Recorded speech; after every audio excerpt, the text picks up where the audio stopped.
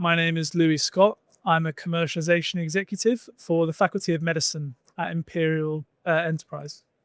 Broadly, Imperial Enterprise is the professional support services department for anything to do with industry third partners. If you want to form a company, if you have IP that you think may have commercial value, if you see yourself as an expert and actually want to act as a consultant on behalf of other people, then you would come to us and we can help you in any way that we can.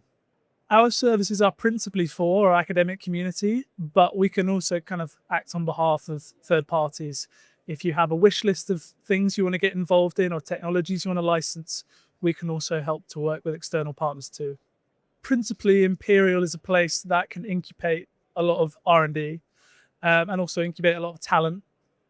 Universities, much like any other kind of developed nation, are a place where a lot of technology can incubate and thrive in a kind of low capital environment. So we're accumulating lots of different expertise, a lot of different resources, and that then generates a place that can kind of sprout new technologies and potentially act as kind of the start of the pipeline for a lot of new R&D. In this industry right now, or at least some of the ones that I'm working on, we have a lot of gene therapy going on at Imperial College.